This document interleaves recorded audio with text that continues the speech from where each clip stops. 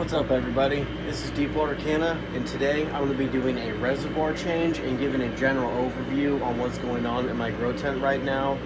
Give you a grow tent setup, update on the plants, and how I do my reservoir change for SYNGANIC DWC. So to start it off, I'm going to be filling up 24 gallons in this 32-gallon Brute trash can right here. This is what I mix my big batch with. I've got 6 hydro buckets in there, and they each fill up with roughly 4 gallons of water. So 4 times 6, 24. And this right here is my reverse osmosis spigot. I have down here, attached to my handy metal mixing sink, a Sim Pure reverse osmosis. I think this is like a 5 or 6 part filter system, reverse osmosis with UV. It's got a UV thing right up top, so this is really nice. I have really hard tap water. It's upwards of 400 ppms, and so I can't use that to mix DWC. It would be a nightmare. I'd have nutrient problems all over the place, and so this takes it down to nothing, which is beautiful. And so I will fill up with this. It takes a long time to fill up. 24 gallons takes roughly 1 hour and 10 minutes, so I'll let this run for a while. This is my nutrients and what I mix with. It's generally general hydroponics. Haha. I do Cali Magic. I've got the 3-part. I've got the Micro Grow and Bloom. I've got their silica. So apart from the base nutrients, I have my additives here. One thing I do right after mixing my base nutrients is I'll add Mr. Fulvic. This is a fulvic acid similar to humic acids. It's just a smaller molecule, and so it works better in hydroponics. And what this does is it's a nutrient chelator, and this particularly has a whole bunch of other wonderful things in it, but the nutrient chelator will make nutrients more widely available at a wider pH range. So honestly, I've had pretty big swings of pH. I've come in and seen it at like 4.5 or upwards of 7.5, which is way outside the range, and you would never even see it on the plants. So one thing that this has, it's got a fulvic acid, it's got amino acids, which are the building blocks of the plant and just everything in general. So amino acids are great. It's got carbon in there and a whole bunch of other wonderful things.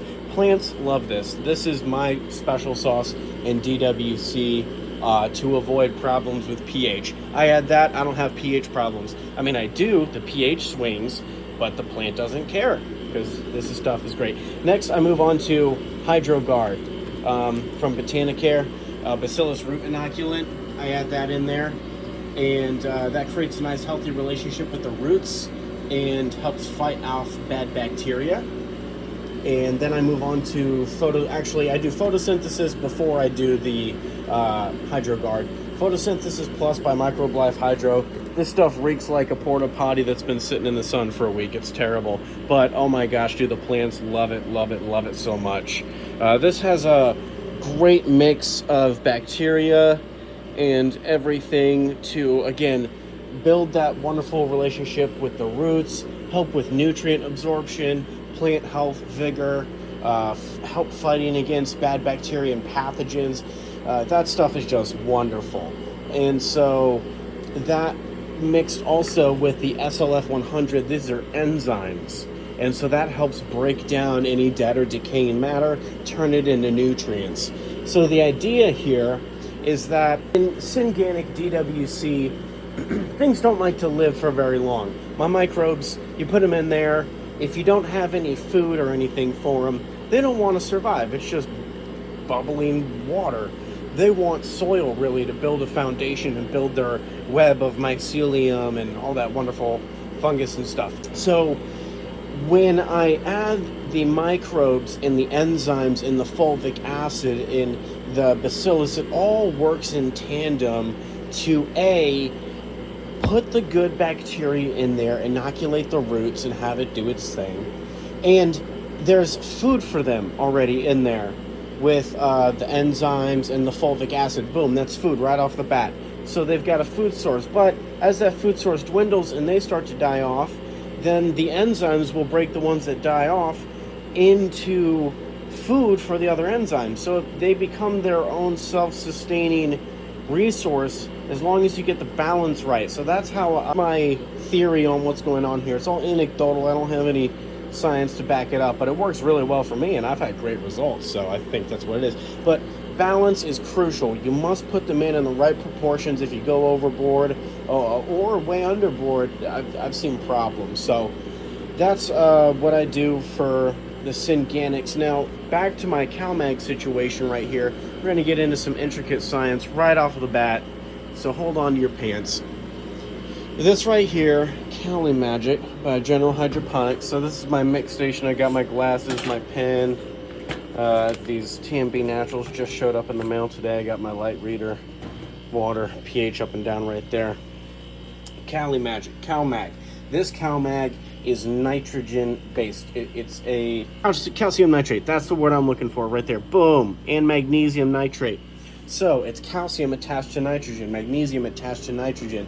But in order for the plant to get the calcium and magnesium out of there, it's got to break the calcium and magnesium apart from each other on a molecular level. And so that is a very cost effective, that takes a lot of energy for the plant to do. So in veg, in early flower, when the plant's just got all this energy cooking about and it wants all that nitrogen, veg to early flower, a bunch of nitrogen, this is what I use because it has that extra nitrogen in there. It has all the power and energy that it's built up from the light and the sugars to break that down and then utilize it. But once I get to mid-flower to late flower, and you don't want any nitrogen anymore because you don't want it to grow vertically, you just want it to build flowers, then I don't want that extra nitrogen in there because that could lead to unwanted results. Maybe a re-veg or just, too much nitrogen in the finished product leading to a harsh smoke or something. So once the stretch is done in flower, after day 21 of flower, I personally switch over to CalMag Fuel by Rooted Leaf. Now this is another one that has some organic components in it. It's made from fermented plant material.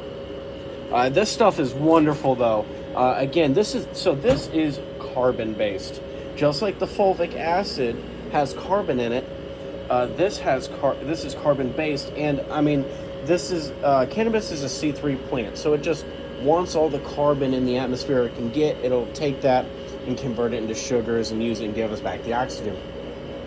And so in flower, all the calcium and carbon you can successfully give the plant without going overboard and damaging it, the better off your plant will be, in my opinion. You will get a bigger yield, possibly better terpene profile, and everything overall. So I switched to this, no more nitrogen in the CalMag, and carbon instead, which is a huge boost. Now, when I start adding that, I start seeing a lot more pH problems because this is not supposed to go into DWC and be aerated. I've talked to the maker of it, Nick, and he informed me that I forget exactly that he's a very smart guy. I forget the exact terms that he used, but essentially they're what keeps the pH stable within the product. When it's aerated, it is falling out of solution and no longer keeping the pH stable. And I definitely see that. And so luckily the fulvic acid unlocks the pH range. So even though it's going up super high or down super low, it's okay. My plants, they're just loving it anyway. So I get away with using this, and I think it ends up with a much better result. So I deal with a bit of hassle with the pH. You'll see that as it comes about. But anyway, so that is the full breakdown on the products that I use when doing a reservoir change. Now I am going to kick this on and wait an hour and 10 minutes. We'll be back in an hour and 10 minutes. See ya. We are back with a filled reservoir. Pardon the fan as it kicks on, kicking that humidity out. I have a VivoSun pump, submersible water pump down in there that I have plugged in. That's what I use to constantly stir my water. I just took the GH silica right here, and I use this awesome Newton needle to do my big reservoir changes because it can do 100 milliliters. And I only did 1 milliliters per gallon of this because I've been doing 2.5 milliliters, and I've been having very, very robust and bulging stems and nodes, and so I want to dial the silica back just a bit.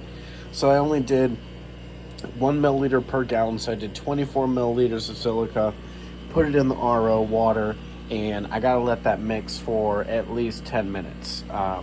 That's what I want to do. You start with the SI, you mix for 10 minutes, and then you go into the CalMag right here, and that'll mix for 10 minutes as well, because everything's got to really get into the solution, and silica doesn't like to mix in very well, neither does CalMag.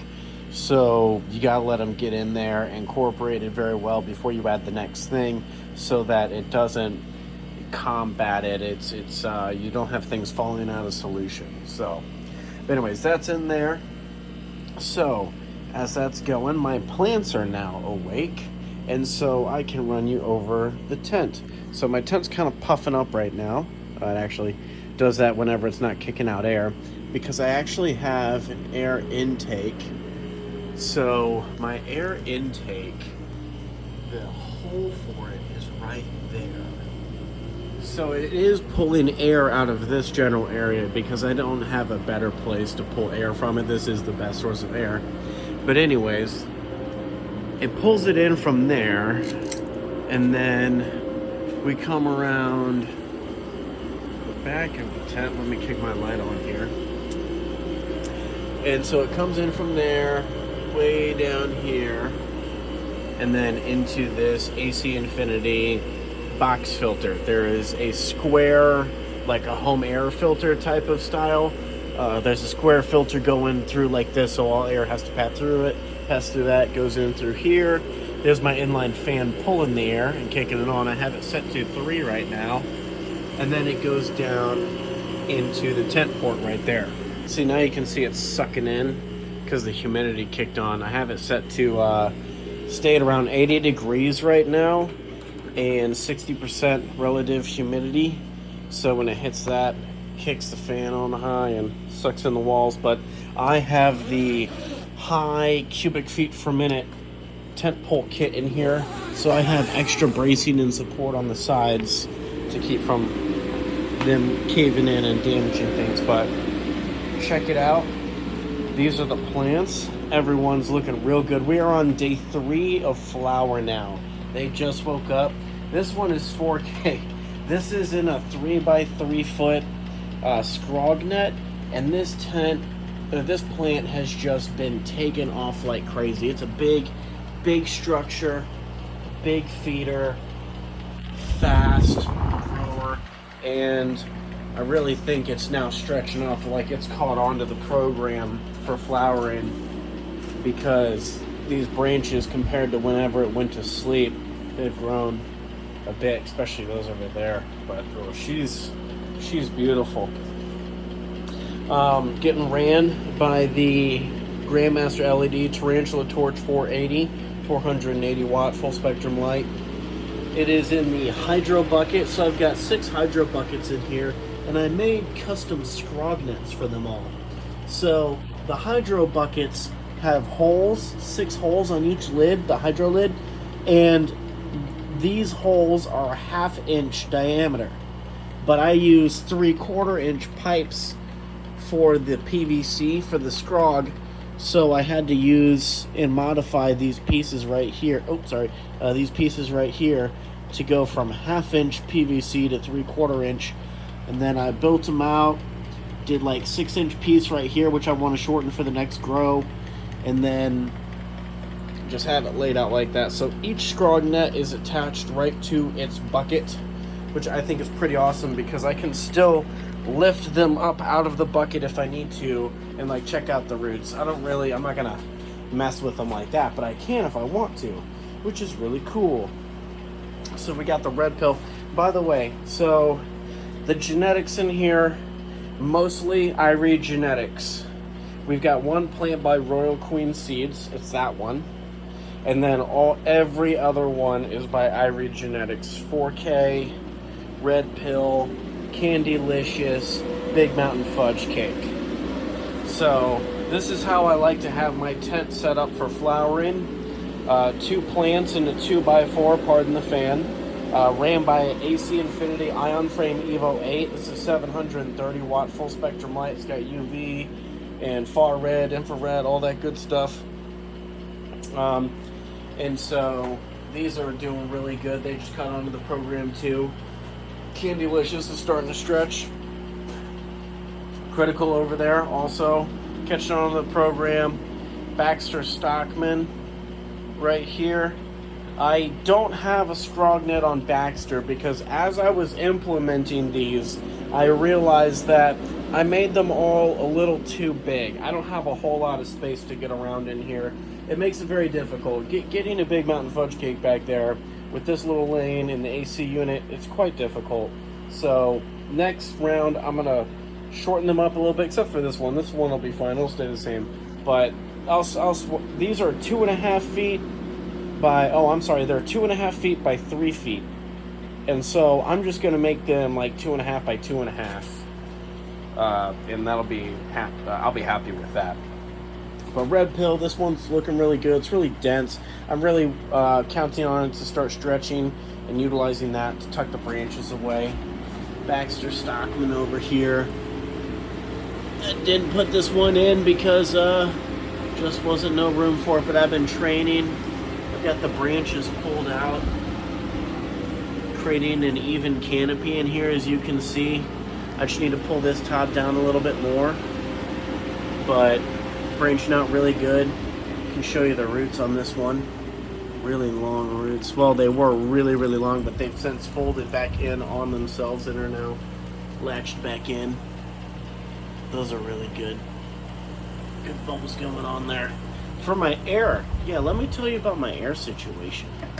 So, I have, by the way, that right there, that is that air intake that I was showing you.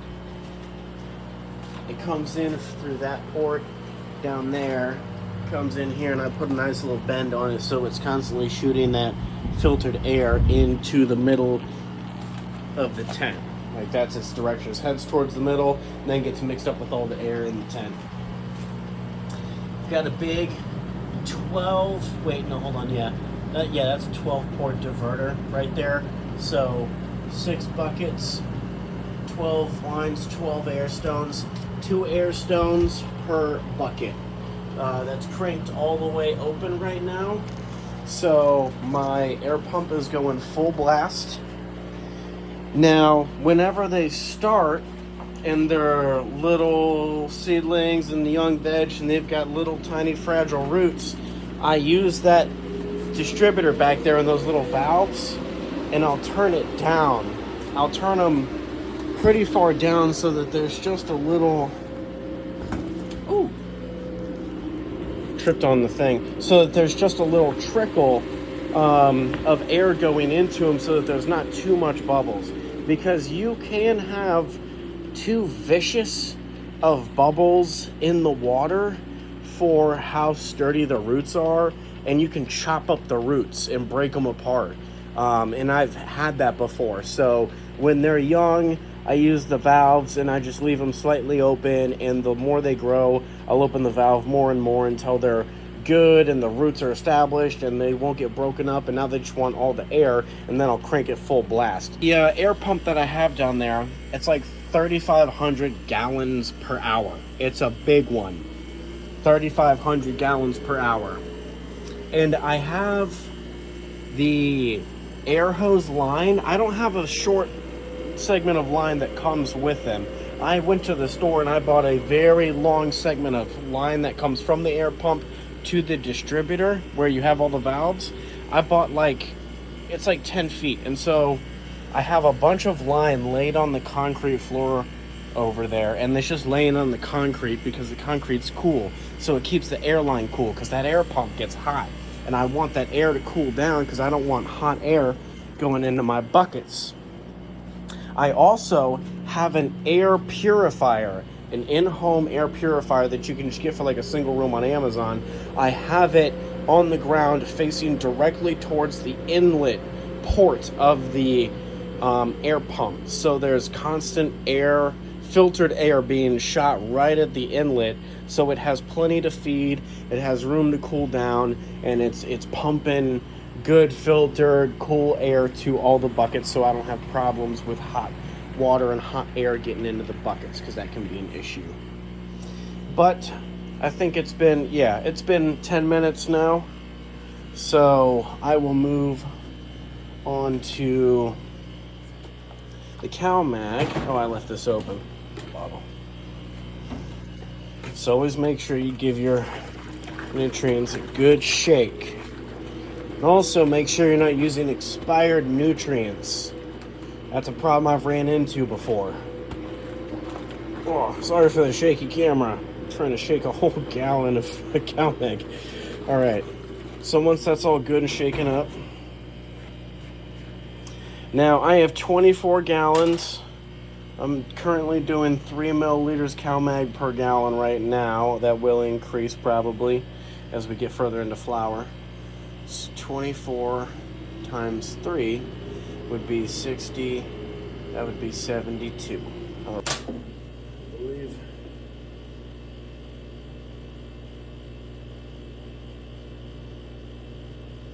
There we are. Now, some people get concerned with the extra capacity of nutrients that are in this giant needle. I understand. You just have to find a way around that. What I do is I just make sure that the last thing I've filled into this syringe is RO water. And so whenever I squeeze all that out, there's still just nothing but RO water filled in the syringe. So as I fill the nutrients, they're only getting diluted a little bit by this, and then you don't really have any extra, just gets kind of mixed in. But anyways, 72 mils of the CalMag, dumping right in there. That's silica in, that's CalMag in. CalMag needs to mix for 10 minutes. Same thing, needs to get incorporated so that everything stays together nice and well. Put this back over here. I have my nutrients set up a little weird. Gotta move that one to get to this one. I did it to myself. Alright, next one that goes in after the CalMag. So, silica, CalMag, micro. Because micro also has a lot of other things like calcium right there, which, I mean, didn't we just do a CalMag and had to wait 10 minutes? So yeah, we're gonna have to. It's got some pretty hard stuff that doesn't like to mix in very well or easily. And so once CalMag runs it, I put that in there. I only mix this stuff for 5 minutes though. You know, it's not too bad. 5 minutes on that. But once that gets mixed into solution, then you can rapid fire the grow and the bloom, because those ones just mix right into solution, no problem. And what I do immediately following that is I will input 1 milliliter per gallon of the Mr. Fulvic, and then I'll let that sit and incorporate for a while, because that's fulvic acid. It'll mess with the pH a little bit. So I'll let that sit, and then after that sits and the pH settles, I'll pH the water then, and then I'll put all my inputs and stuff in there. But back on into these gals. So now I explain my SCROG nets, some of the equipment, the air intake, the air pump. Got the portable AC. I've got TMB natural bottles in there. So I've got a lot of airflow in this tent. I'm constantly bringing air in. You hear the air pump constantly going out. So you may be wondering, And it's not even a really sealed environment, it's a grow tent. So a lot of people would call these CO2 bottles a waste. And I do agree, a lot of it does get wasted.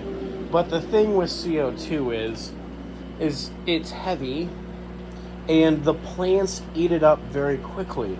So I keep it on the floor so it'll kind of just create a pool down here, but it also gets wafted up by all the fans and the air intake and everything. There's a lot of air movement. So it always gets mixed up.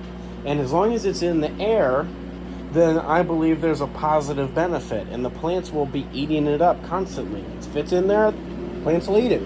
And so, yes, a lot of it does get sucked out. But I'll tell you, if I've got these things in here and they're fresh, and they're not towards the end of the life, then I can come in here at any point during lights on and I can smell that CO2 kicking in here. So I know that there's elevated levels. The plants show it with how much they eat. I monitor their ppms in their EC daily, and I can see that they actually eat more and drink more when there's the CO2 bottles in the room. So anecdotally, I see the one-to-one benefit right there. But anyways, so yeah, this 4K right here is the one that forced me to flip to flower. Look at how big and stretchy she is. I mean, still got really long petioles, fan leaves. I looked up the genetics or the description from the breeder on this one, Irie Genetics.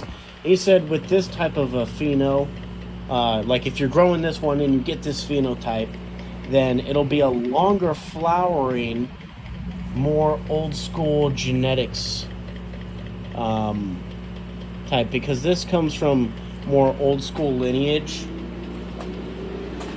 It's 4K is what, doorstep crossed with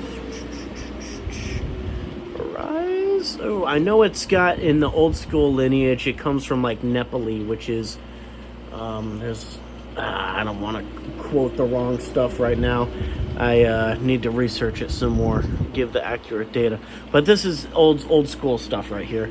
So I'm just coming through and checking for, you know, what needs to be tucked.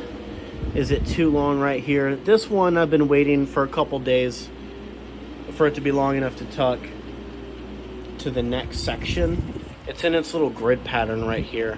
But if it's not long enough, I can't tuck it to the next section, and so I have to let it grow until I can get it there. And I think, no, it just needs another day before I can really get it under this line and anchor it down. Now this one over here, this is just a really big fat fan leaf. I could, yeah, that's probably a smart idea. I should probably tuck this branch right here under the next one. So here's how I do it. Well, with one hand on a camera and the other hand on the plant, just kind of push it down in with my thumb, roll it out with my fingers, and boom, it's just that easy. Pull the line down so it gets anchored right there at the node. Boom, tucked. Now this one that's coming up off of it, I want this one to head more towards the middle to fill out the inner canopy, so I'm gonna tuck it back under that line. Boom, headed this way. Cool. The rest of these, I need to wait for them to get a little bit longer. Well, no, this one I might be able to. And there's a lot going on where I would tuck it, so I'm gonna give it another day. It'll be fine. Big beauty. Yeah, so Grandmaster LED, 480 watt light, AC Infinity Ion Frame Evo 8, 730 watt light. I've got the AC Infinity Ion Frame Evo 4, 300 watt light. I need to adjust it, get it more, there we go, right over the plant. Got the Spider Farmer SE 3000, 300 watt light as well. And the Mars Hydro FC 3000, 300 watt light. This one right here is a cross of Strawberry Fields and Golden Goat? Yeah, I think Golden Goat. So I'm excited for that. Grown the Baxter Stockman before. That's blueberry cookies crossed with grape candy. And the last one I did looked different, so I don't think this is going to be the same pheno. But the last one that I had was incredible. It smelled and tasted exactly like blueberry cookies and grape candy. It was wonderful. Critical, that's Afghani crossed with skunk, so that's going to be nice and funky. It's already been stinking since it's in veg. Also, this one has variegation. Fasciation, actually. Look at this fat double stem here. See that? All these leaves and shoots just coming off every which way. It's really cluttered up here, as you can see. Doubled up. Then up at the top, everything's doubled up. Two tops. So this might turn into a funky bud formation, possibly. Candylicious. I think that's grape candy crossed with a rice. That might be wrong. Big Mountain Fudge Cake over there in the back. It's actually really funny because besides Baxter Stockman, which, by the way, Baxter Stockman is a week younger than all of these other plants. I had other plants that I had planted the same day as all of these, but those seeds failed for some reason, and it took another week before I got Baxter online. So Baxter is a week behind everyone. That's why she's so small. But the funny one is that Big Mountain Fudge Cake over there is like my smallest plant, even though it's got big in the name. But Big Mountain Fudge Cake is chocolate crossed with the cream, so that should be like a chocolate fudge cake. So, yeah, it's wonderful stuff. Let's go back to the nutrients. Alright, we've got the General Hydroponics Micro right here. I am using their 10-part feed formula, so General Hydroponics 10-part feed nutrients chart. I am currently on week one bloom of the aggressive feed. So that calls for 5.7 milliliters per gallon of the micro, with 24 gallons that came out to 136 milliliters. So I already put 100 in. This is the other 36 milliliters right here. You can see how dark it's getting. The micro really darkens it up. It's such a dark nutrient. The other thing that I add that really gets it dark also is that Mr. Fulvic. That's extra dark. And that also does affect the color of my roots as well. The SYNGANIC portion and also the nutrients like this does affect the color of the roots. I do not have pearly white roots. I am fine with it. I do not require them. I am not growing roots. I am growing flower to smoke. And so that is my concern. Root health is absolutely a concern, but my roots are plenty healthy. They drink. There's nothing wrong with them. They just are not perfectly pearly white. That is totally fine. So yeah, we'll let that run for 5 minutes in there. Let that get mixed up. Once 5 minutes is up, we will go on to the grow and then the bloom. All right, we got 112 milliliters of the grow. We got 100 milliliters in there. Got 12 right there. Throw the last here. Now we have 204 milliliters of the bloom. Get this right in there. Oh, I dropped the phone.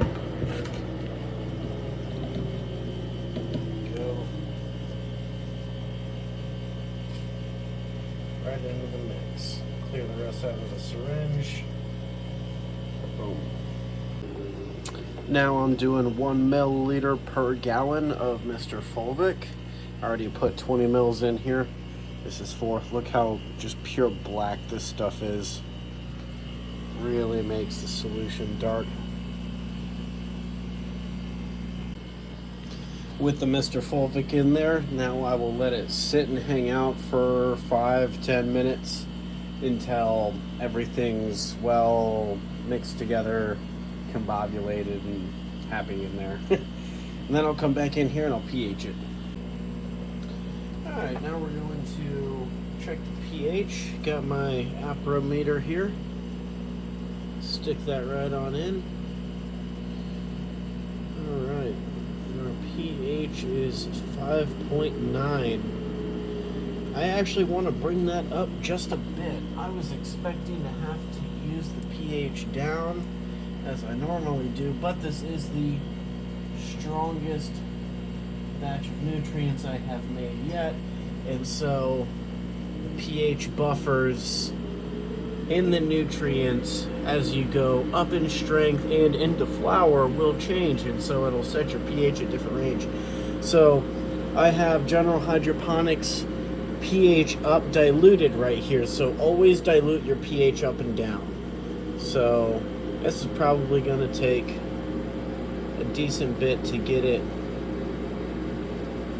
to up. I want to get it closer to 6, but now that I think about it, honestly, the pH is going to rise on me anyways. It always does. 5.9 is totally fine for right now. They're at the beginning of flower. You know, as I go further into flower and the buds start forming, then I want to be closer to 6.2.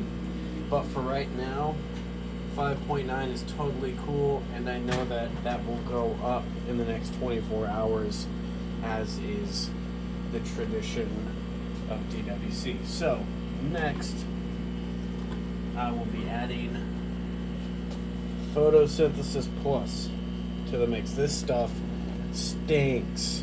It reeks. But that's how you know it's working and it's good. So we're going to do 5 milliliters of this. 5 milliliters per gallon of this. So 120. 120 milliliters of the Photosynthesis Plus. HydroGuard, 2 milliliters per gallon is what I have always used. 48 milliliters of HydroGuard.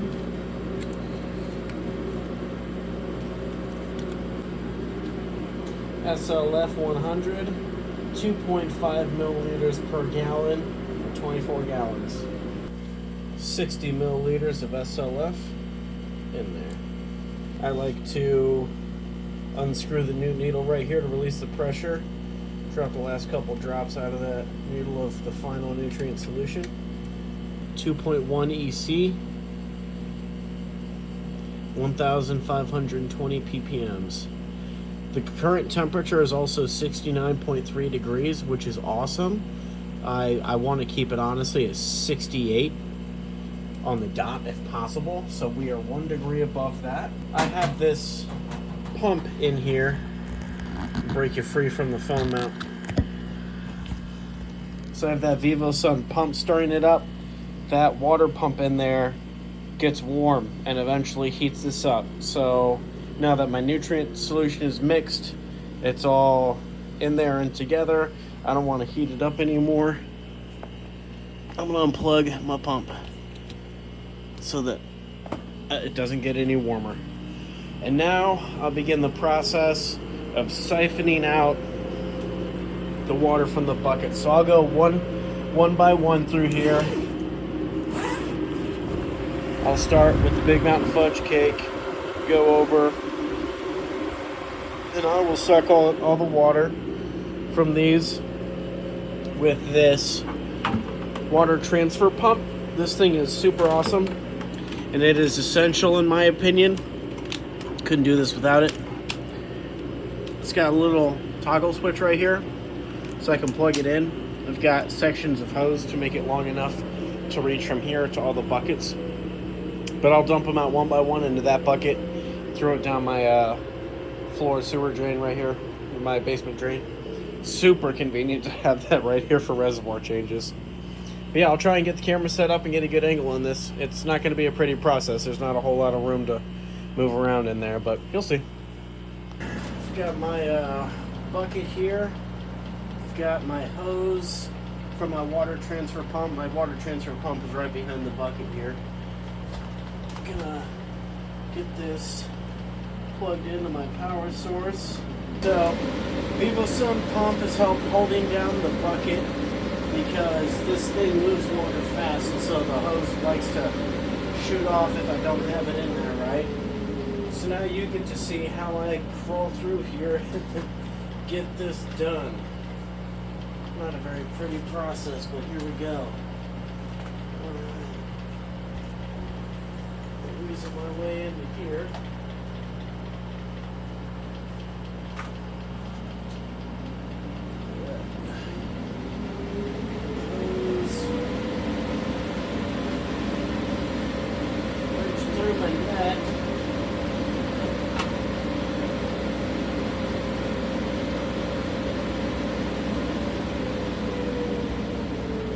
Now this isn't recommended. I'm going to be dry starting this because it's very difficult for me to get water through this whole section of hose in this kind of a position. So yeah, always prime your pump before you get it rocking and rolling. So I'm going to kind of claw my hand around the tip of this hose so I can avoid getting roots in there.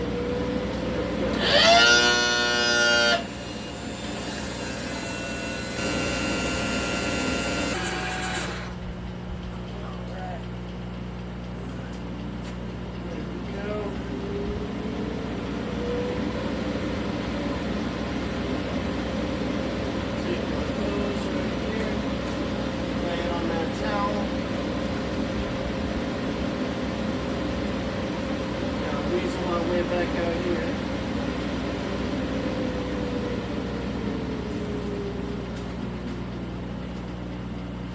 There we go. Oh. Smooth and easy. My lower back feels great. Why would you ask? All right.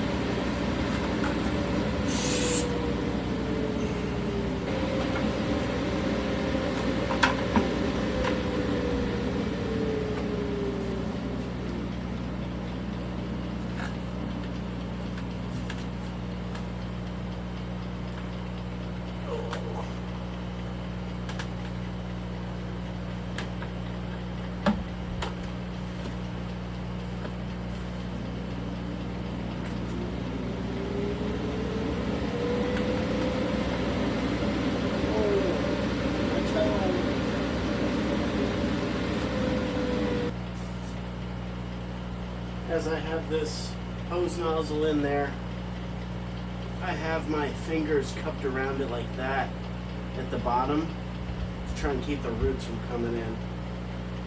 Don't want to suck up the roots.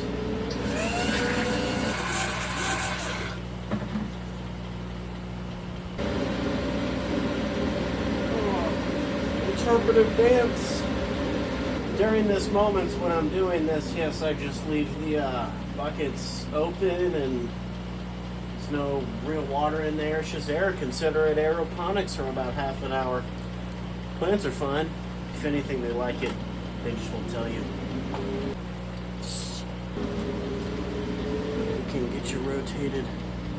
Oh, that may be a struggle.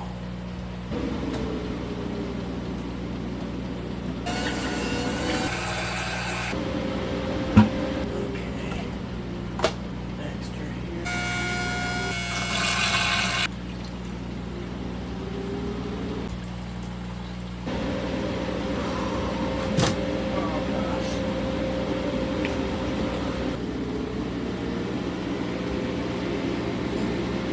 res changes are not easy in my grow room. I did it to myself. This is how I choose to do it.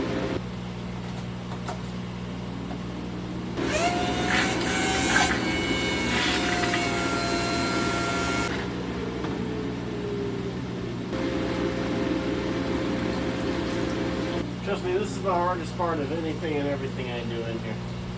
Besides lollipopping with full SCROG. But getting the water back in from that reservoir is far, far easier.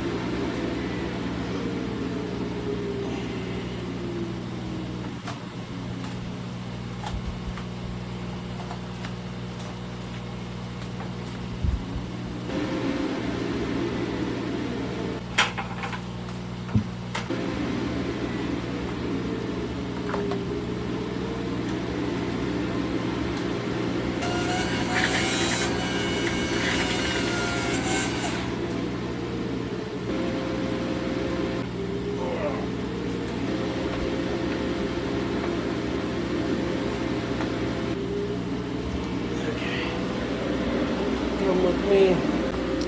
Okay, now that I have all the water removed, I flipped the pump around.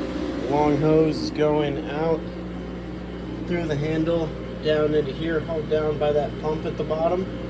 So now I can siphon all this water out into the buckets. Alright, get the water back in is the easy part.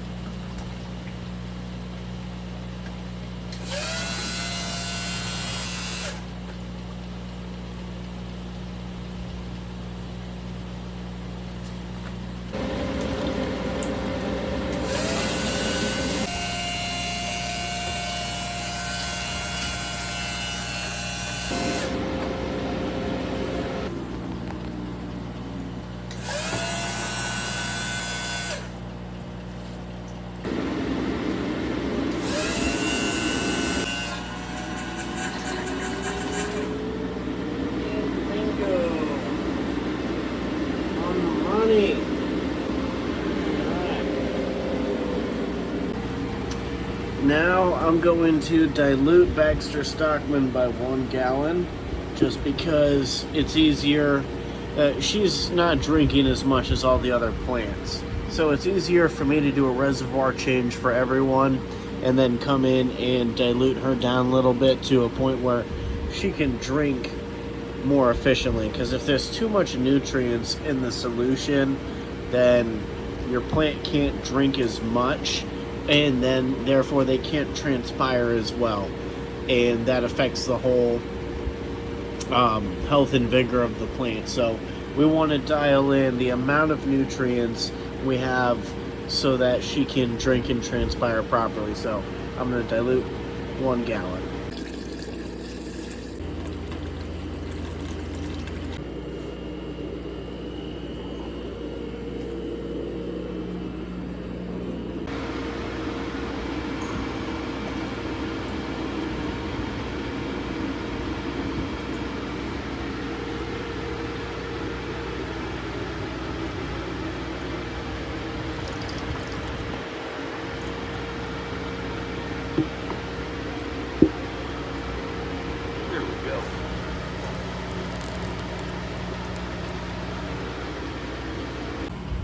Alright, everyone got fresh reservoirs and just refilled the TNBs. Filled these up with pretty decently warm water. Get them all shaken up. Gotta cover that hole while you're shaking them, otherwise they will spew. Alright, there we go. They should be all good. I tucked 4K a little bit more. And she's looking crazy. But yeah, that's where we're at right now, day 3 flower. I'll update you on the next video when we've already got some buds going. Peace out, everybody.